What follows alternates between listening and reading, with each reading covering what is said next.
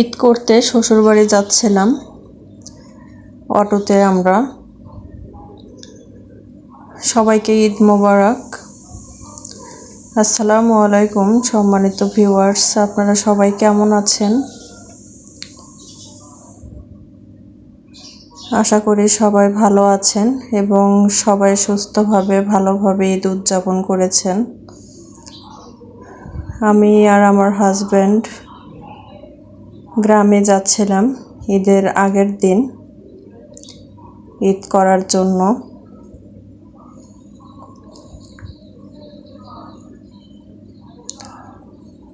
দুপাশে ধান ক্ষেত, মাঝখানে রাস্তা, আর রাস্তার ধার ঘেঁষে অনেক তাল গাছ, খেজুর গাছ, দেখতে অনেক সুন্দর লাগছিল।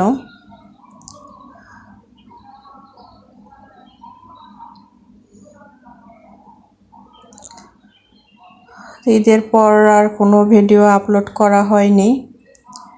আসার পর আসলে অনেক কাজ, এগুলো ভিডিও করিনি, আপলোডও দেইনি। তো এই তো চলে এসেছি। উঠোনের মাঝখানে আম গাছ আর কাঁঠাল গাছ। কাঁঠাল গাছটাতে এই 3টা কাঁঠালই ধরেছে, আর এই তো অনেকগুলো আম ধরেছে।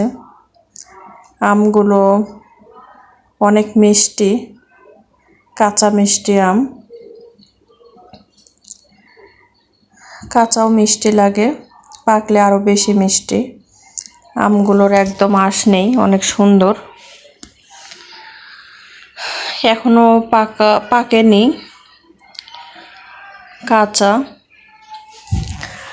গত বছরও ধরেছিল অনেকগুলো, এবছরও আল্লাহর রহমতে অনেকগুলোই ধরেছে।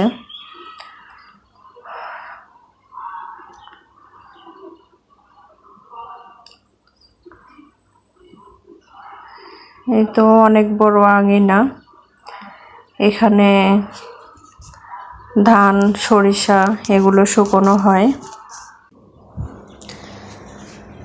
এখানে সবাই গোস্ত রুটি খেতে খুবই পছন্দ করে। সো কাল যেহেতু কোরবানি ঈদ ছিল, ঈদের আগের দিন আমিও প্রায় 50 থেকে 60টার মতো রুটি করেছিলাম। তো এই তো ঈদের দিনের কোরবানির মাংস এগুলো।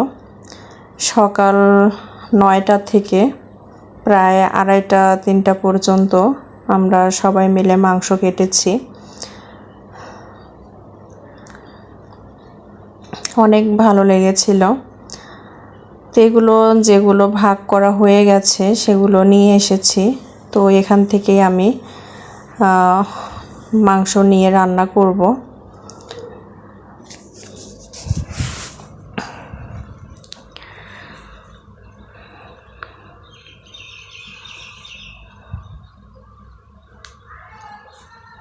এটা পা গরুর ভাগ দিয়েছিল, তো একটা পা ভাগে পেয়েছে। তো এগুলো সব কিছু কাজ কমপ্লিট করতে করতে রাত হয়ে গিয়েছিল। এটা ঈদের পরের দিন খাওয়া দাওয়া শেষ করে আমার হাজব্যান্ড জাম নিয়ে এসেছিল, সেগুলো মাখছিলাম।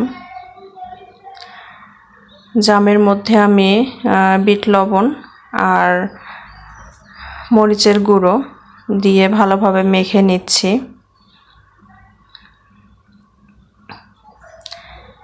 এভাবে জাম ভর্তাটা করলে, আসলে পুরোপুরি ভিডিও করা হয়নি, আমি একদম ভর্তার মতো করে নিয়েছিলাম। খেতেও অনেক ভালো লাগছিল।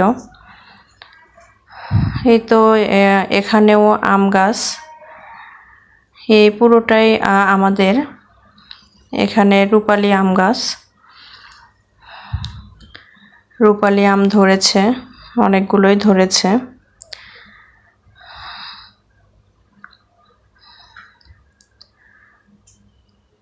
এখনো পাকেনি।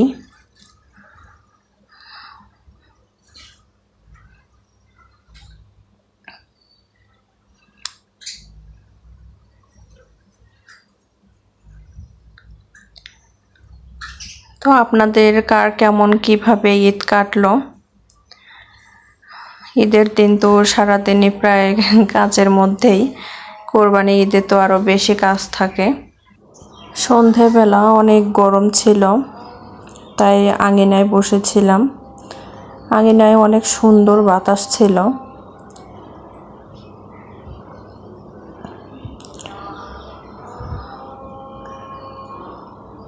সেজন্য বাতাসে ভাবলাম একটু বসি।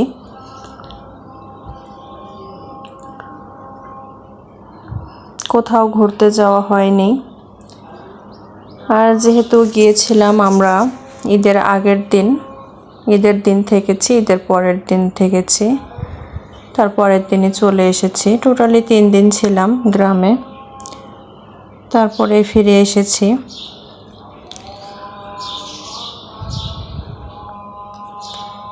এটা ফিরে আসার দিনের ভিডিও, সিএনজির ভেতর থেকে আমি এই ভিডিওটা করেছিলাম।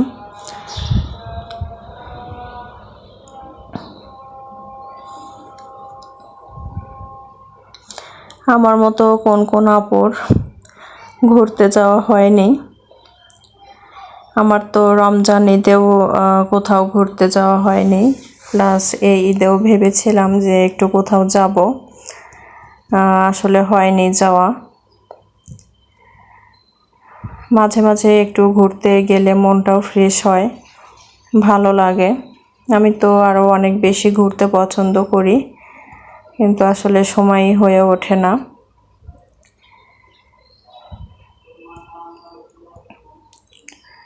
এই শাড়িটা নিয়েছিলাম রমজান ঈদে, এখনো পরা হয়নি।